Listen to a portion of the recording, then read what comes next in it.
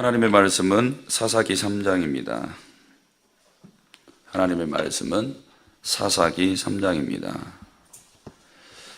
여호와께서 가나안의 모든 전쟁들을 알지 못한 이스라엘을 시험하려 하시며 이스라엘 자손의 세대 중에 아직 전쟁을 알지 못하는 자들에게 그것을 가르쳐 알게 하려 하사 남겨두신 이방 민족들은 블레셋의 5 군주들과 모든 가나안 족속과 시돈 족속과 바알 헤르몬 산에서부터 하맛 입구까지 레바논 산에 거주하는 히위 족속이라.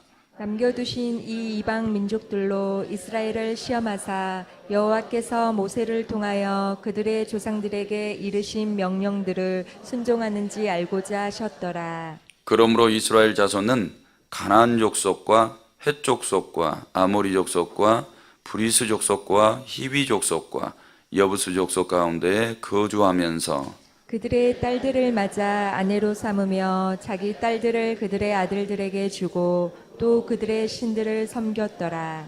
이스라엘 자손이 여호와의 목전에 악을 행하여 자기들의 하나님 여호와를 잊어버리고 바알들과 아세라들을 섬긴지라. 여호와께서 이스라엘에게 진노하사 그들을 메소보다미아 왕 구산 리사다임의 손에 파셨으므로 이스라엘 자손이 구산 리사다임을 8년 동안 섬겼더니 이스라엘 자손이 여호와께 부르짖음에 여호와께서 이스라엘 자손을 위하여 한 구원자를 세워 그들을 구원하게 하시니 그는 곧 갈렙의 아우 그나스의 아들 온니엘이라.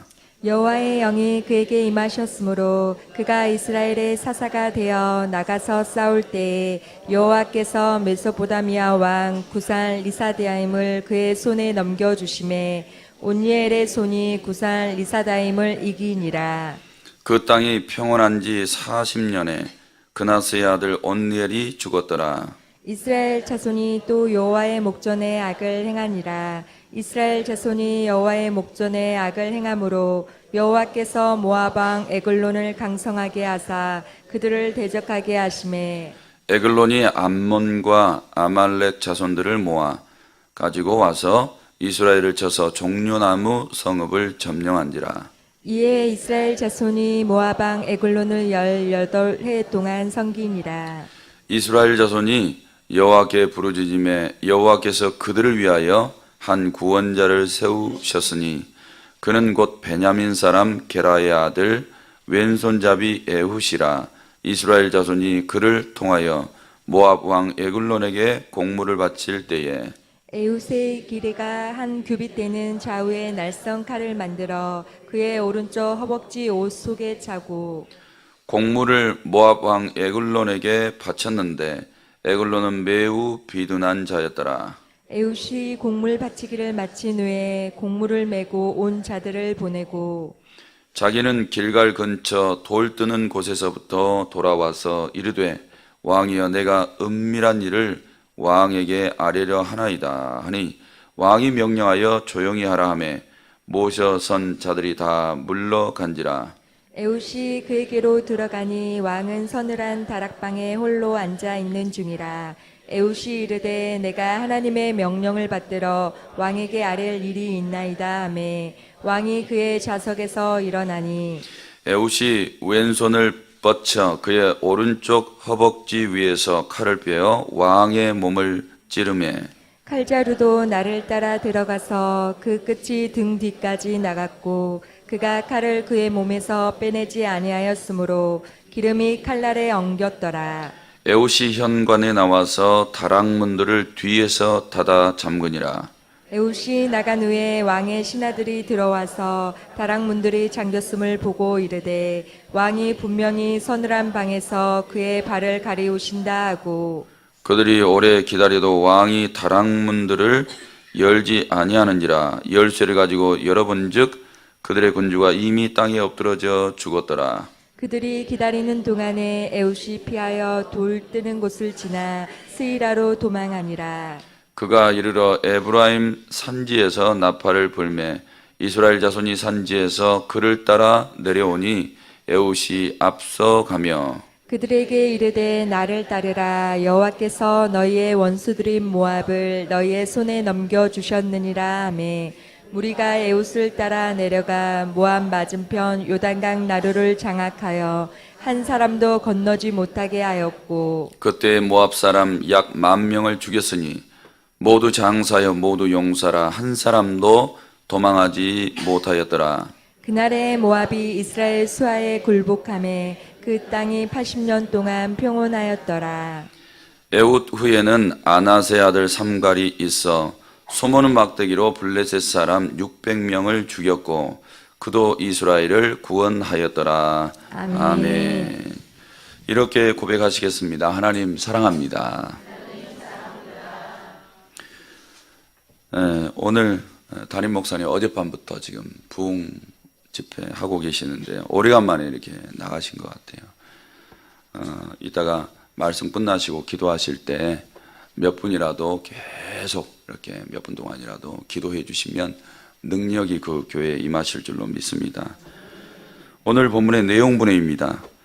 1절에서 6절은 하나님이 가나안 열국을 남겨두신 이유 그리고 그 결과에 대해서 말씀합니다.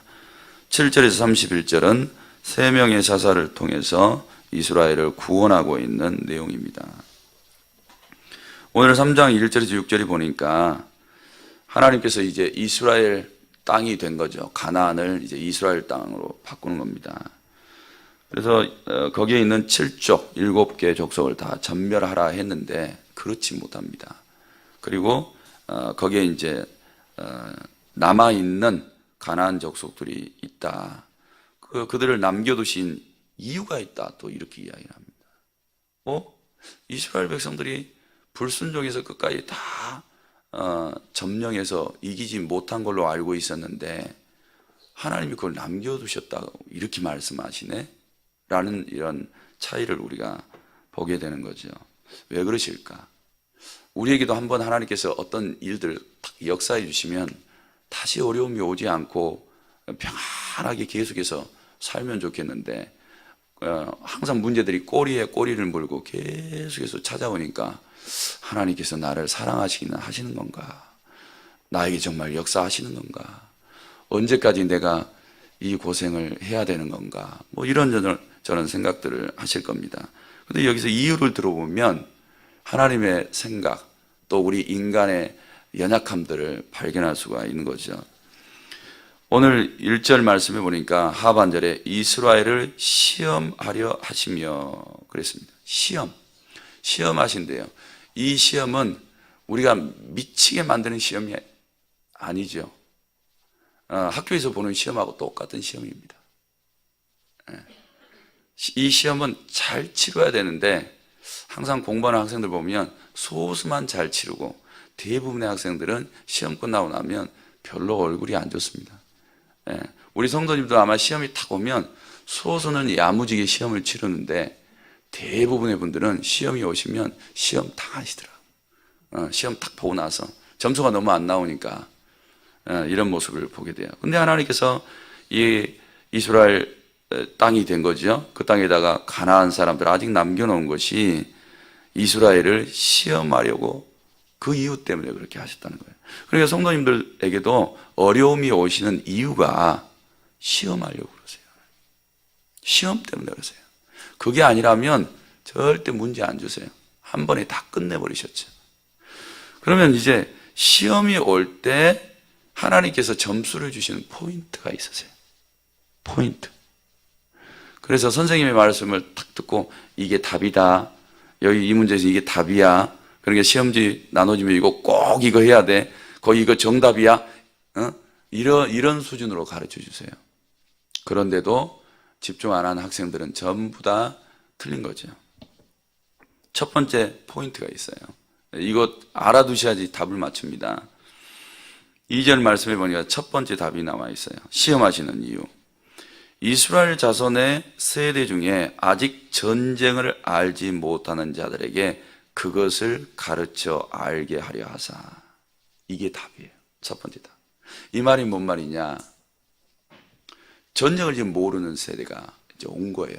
여호수아와 당대의 사람들이 다 죽었어요. 그러다 보니까 여호수아와 그를 따르던 사람들은 전쟁을 알아요. 어떤 전쟁을 아냐? 사람 죽이는 전쟁? 아니에요. 전쟁의 주인이 하나님이시고 전쟁의 승리자가 하나님이시고 전쟁의 방법도 하나님이 하시고 모든 일들을 처음부터 끝까지 전쟁의 주관자가 하나님이신 것을 여호수아와 그의 사람들은 알고 있었어요. 그런데 그 다음 세대가 그걸 몰라요. 전쟁은 알아요. 싸운다는 건 알아요. 근데 하나님의 전쟁이 무엇인지 몰라요. 그렇기 때문에 그 답을 다 틀린 거예요. 그래서 하나님께서는 이 전쟁을 아직 알지 못하는 자들에게 이렇게 이야기해놨어요. 이 말은 무슨 말이냐? 아직 하나님을 모르는 자들에게, 이런 말이에요. 그러니까 성도님들에게 시험이 막 와요. 그런데도 하나님을 안 찾으면 그분들은 아직 시험을 볼 줄도 모르세요. 시험이 왔어요. 하나님을 그런데 안 찾아요. 이러신 분들은 시험을 잘 봤지만 답은 다 틀립니다. 그래서 하나님께서 이 시험을 주신 첫 번째 이유가 이 시험을 통해서 시험 문제를 출제한 선생님을 알라는 거지. 이 시험을 주시는 하나님을 알라는 거예요. 그러면 이 시험을 주시는 이가 이 시험을 어떻게 잘 통과해야 되는지를 다 알고 계세요. 그러니까 내 생각, 내 방법, 내 지식대로 시험을 풀려고 하지 마시고 시험을 출제하신 분에게 다 맡겨버리시면 돼요. 그리고 그분이 말씀해 주시는 대로만 따라가면 돼요. 그러면 시험은 100점을 맞게 됩니다. 사랑하는 성도 여러분, 오늘 이스라엘 여호수아와 그의 사람들이 다 가고 나서 전쟁을 알지 못한 새로운 세대에게 이 문제가 출제가 됐는데 하나님께서는 하나님 알기를 바라고 계시는 것입니다. 그러니 우리 성도들께서도 어떤 시험이 우리 가정과 인생 속에 올 때에 하나님을 알기를 바라시는 이 키포인트를 꼭 놓치지 마셔서 시험이 딱 온다. 어디부터 가셔야 돼요? 기도실 먼저 들어가세요. 더 심각하시면 제대로 푸시려면 보따리 사가지고 기도원에 들어가세요. 그렇게 들어가셔서 거기서 문제 푸세요. 답이 오게 될 줄로 믿습니다. 그 다음에 4절을 보니까 남겨두신 이방 민족들로 이스라엘을 시험하사 그랬죠. 시험하시는 이유가 시험하시려고 그러셨다는 거예요. 그런데 첫 번째는 전쟁을 통해 알지 못하는 세대가 하나님을 알게 하시려고 1번 답이고 2번은 시험 자체를 주시려고 이 시험을 허락하신 것을 보게 돼요. 그럼 이 시험은 왜 출제를 하시냐? 두 번째는 그 중간에 내려가면 이런 말씀이 있죠. 여호와께서 모세를 통하여 그들의 조상들에게 이르신 명령들을 뭐 하는지 순종하는지를 알고자 하셨더라, 이거예요. 순종. 이게 두 번째 시험이에요. 그러니까 하나님께서는 시험을 탁 주고 나서 우리에게 보시는 게 다른 게 아니에요. 그 사람 속에 말씀이 작동을 하는지, 그 사람에게 정말 말씀이 능력인지, 그 사람이 말씀으로 해결을 받기 원하는지, 그 사람이 모든 것을 말씀을 통해서 열매 맺기를 바라신 그것 보기를 원하세요. 히브리서 4장 말씀 보세요. 하나님의 말씀은 뭐가 있고 살아있고 활력이 있어, 이렇게 나가거든요. 좌우의 날선 어떤 예리한 검보다 더 날카롭다 그랬어요. 그 말씀이 들어오면 영과 혼과 및 관절과 관절을 쪼개기에 능하다 그랬어요. 근데 하나님의 이 말씀이 봐보세요. 이 세대에 탁 들어오면 살아있는 말씀이 들어오잖아요. 그러면 살아있어야 돼. 시험이 탁 들어오면 그때 하나님의 말씀이 막 살아나야 돼. 저거 아무것도 아니네. 저것도 뭐 시험이라고. 저 하나님이 해결해 주셔. 내가 지금부터 하나님을 의지하지. 하나님이 지혜 주시면 저 쉽게 통과할 수 있어. 이렇게 막 하나님의 말씀이 들어오면 갑자기 그리스도인들은 시험이 딱 오잖아요. 막 살아나. 눈이 바짝바짝바짝 거려요. 저거 시험도 아니야, 일도 아니야, 문제도 아니야.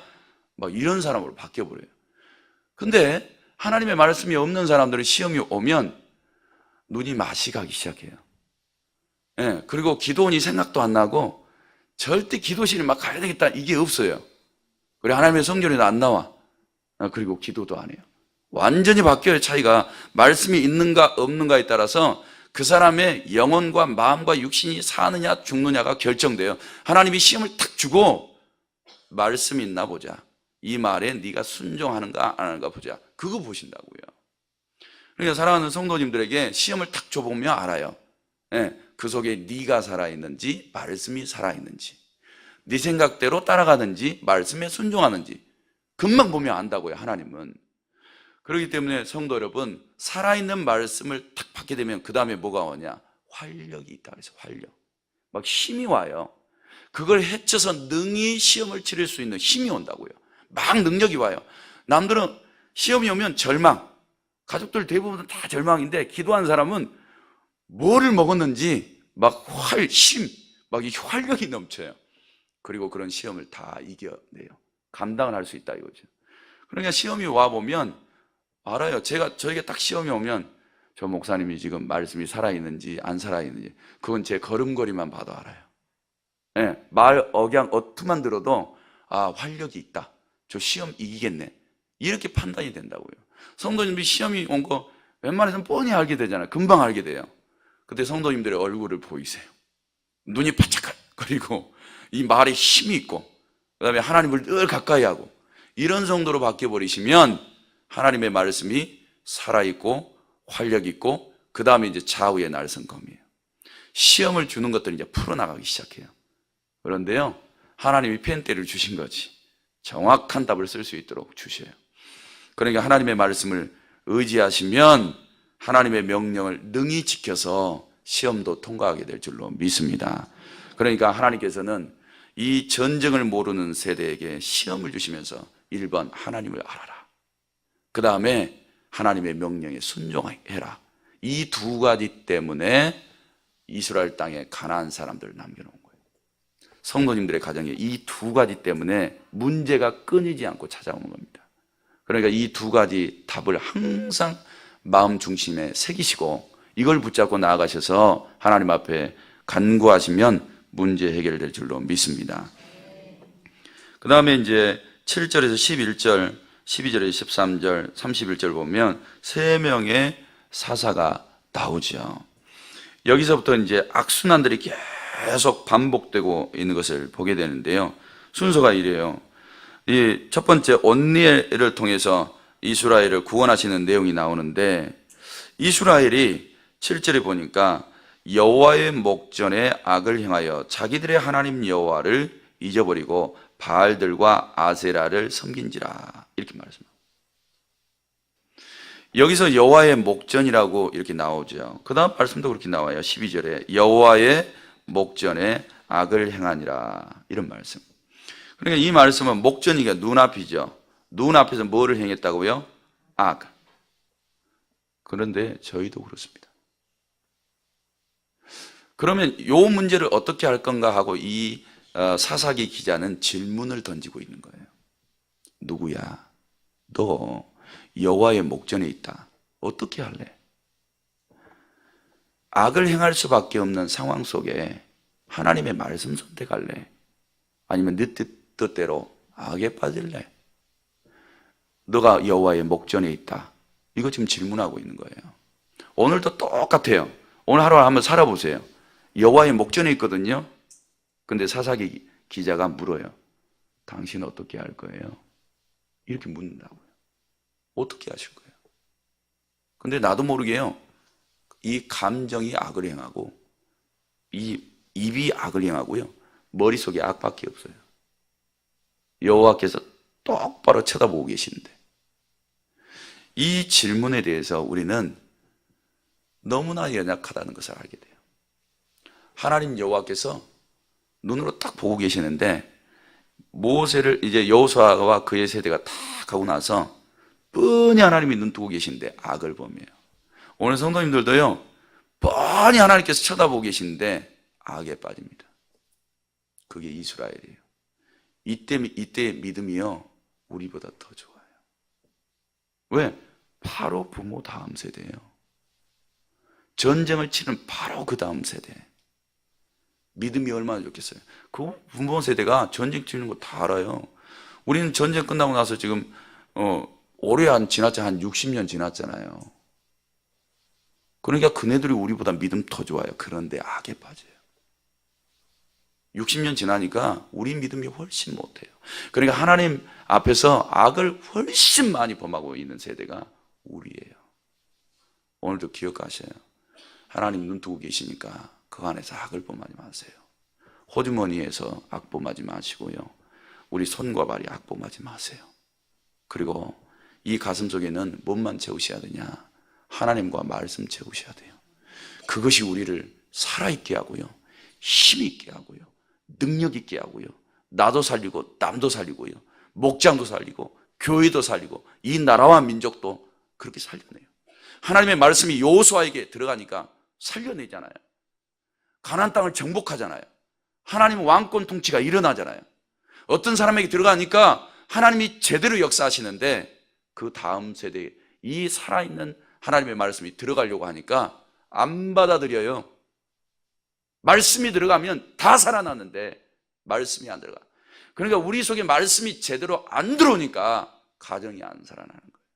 자녀들이 예수 똑바로 안 믿고요, 다음 세대가 불투명하게 되는 거죠. 근데 여전히 가능해요. 우리 속에 하나님의 말씀만 제대로 들어오시면 그 말씀이 우리를 살게 할 줄로 믿습니다. 활력 있게 해줄 줄로 믿습니다. 어떤 시험이 와도 능히 이기게 될 줄로 믿습니다. 그런 사람에게 기적이 많이 일어나죠. 여호수아와 같은 일들이 일어나죠. 오늘 이 성령 세대에 이런 사람들이 기도하면 능력이 그 사람들의 심령과 가정과 삶에 임하게 되실 줄로 믿습니다. 그래서 저도 생각을 해보니까 하나님을 체험하지 못한 세대는 망할 확률이 훨씬 높다라는 것을 알게 됐어요. 여기에서도 하나님을 체험하지 못하신 분들은 죄송하지만 여호와의 목전에서 악을 행할 확률이 아주 높으세요. 새벽 기도 나오신 분들 빼놓고요. 그런데 기도하지 않고 영원히 잠들어 버리신 분들은 하나님 체험 못합니다. 하나님은 간구하는 자들에게 체험시켜요. 오늘 그걸 계속 반복해요. 지금 여호와의 목전에서 악을 행했죠. 그래서 여호와를 잊어버렸어요. 악을 행했다는 것은 말씀이 제대로 작동하지 않는 거예요. 그러니까 말씀이 제대로 작동하지 않으니까 하나님을 잊어버리잖아요. 그 결과 하나님께서 진노하시게 됐어요. 이게 그냥 법칙이에요. 사사기의 법칙. 악을 행했죠. 하나님을 잊어버렸죠. 그 다음에 죄를 범해요. 그래서 하나님이 진노하셔요. 그 다음에 이방 왕들을 일으켜요. 일으켜가지고 이스라엘을 쳐버려요. 오늘 이 온누에 때는 8년 동안 쳐버려요. 그래서 이스라엘 백성들에게 9절 말씀해 보니까 여호와께 이제 부르짖어요. 왜? 괴로우니까 8년 동안 안 찾은 거예요. 이 다음 그 에훗 시대 가면요 더 안 찾아요. 참 신기해요. 평안하면요 안 찾아요. 여기 지금 되게 괴로웠던 거죠. 온누에 때는. 그러니까 8년 만에 찾아요. 근데 에훗 때 가면 더 잘 먹었던 모양이죠. 18년 만에 찾아요. 우리 성도님들께서 시험이 왔는데도 참을만 하시면 그 시험이 오래 갈 겁니다. 여기 지금 온니엘하고 에훗처럼 8년, 18년 보내지 마세요. 지옥과 같습니다. 빨리 찾으세요. 그리고 할 수 있으면 떠나지 마세요. 그리고 하나님을 의지하시면 이제 부르짖는데 보통 부르짖는 게 아니에요. 하나님 안 살려주시면 우리 다 죽습니다 이거예요. 그래서 막 비통하게 부르짖는데 하나님께서 이 기도를 들으시고 사람을 세워주시더라. 그러니까 하나님께서 받으시는 기도가 8년 만에 나오고 그 다음에 18년 만에 나와요. 하나님이 받으시는 기도. 그러니까 성도님들께서 오늘도 하나님이 받으시는 기도를 드려야 되는데 그런 기도가 안 되면 응답이 안 와요. 8년 동안 괴로웠으니까 거기서 기도하는 사람들 나왔을 거 아니에요. 그런데도 응답 안 온다니까요. 온 백성이 부르짖어 간구하니까 그때 8년 만에 오는 거예요. 그 다음에 18년 만에 온 국민이 살려달라고 막 부르짖으니까 그때 오더라고요. 그러니까 교구가 부흥하려면요 교구 전체가 기도하셔야 돼요. 우리 교회가 부흥하시려면 교회 전체가 부르짖어 간구하셔야 되고요, 우리가 불쏘시개가 되셔야 돼요. 할렐루야.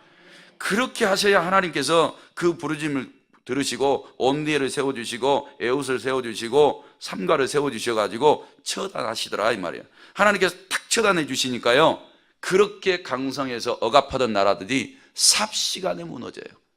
그러니까 하나님께서 응답만 해주시면 문제 해결은 순간인 것을 알게 돼요. 성도님들 지금 앞에 있는 문제가 아무리 답답해도요, 하나님께서 응답만 해주시면 순간 이루어진다니까요. 믿습니까? 그러니까 이런 응답을 기대하시면서 간절히 부르짖으세요. 어느 한순간 내가 언제 이렇게 부르짖었지? 이럴 정도로 문제 해결이 즉각 올 겁니다. 그런 복이 있기를 축원합니다. 사랑하는 성도 여러분, 말씀을 마치려고 합니다. 여기에 세 사람이 이렇게 세워지었죠. 특별히 이 에웃, 왼손잡이라고 그랬어요. 오른손을, 원문에 보면 오른손을 못 쓰는 사람이에요. 그러니까 왼손이 발달한 거죠. 그래서 항상 이런 예화를 이렇게 적용을 합니다. 하나님은 항상 손을 표현하실 때 오른손, 그의 오른손 이렇게 표현을 해요. 오른손잡이가 대부분 99% 아닙니까? 근데 여기서 굳이 왼손잡이를 해요. 그리고 하나님께서 오른손을 들어서 치시는 거예요. 이 불구자 오른손을 사용할 수 없는 그에게 하나님은 오른손을 주어서 하나님이 이기신 거예요. 믿습니까? 그러니까 이 에웃이 제대로 하나님을 경외했던 것 같아요. 지혜도 탁월해요. 혼자 들어가서 왕 처단해버리잖아요. 근데 그 생각하는 게 얼마나 기도를 많이 했을까, 이런 생각이 들어요. 아, 이렇게 해서 사람들 다 물러가게 해놓고 내가 탁 죽이고 빠져나와서 도망가면 나도 살고 저 사람도 죽이고, 얼마나 기도 많이 했을까. 그러니까 하나님이 지혜를 탁 주시니까 성공한 거예요. 이렇게 하나님의 지혜를 받으면요, 성공해요. 나 혼자 가서도요, 왕 목 딸 수 있다니까요.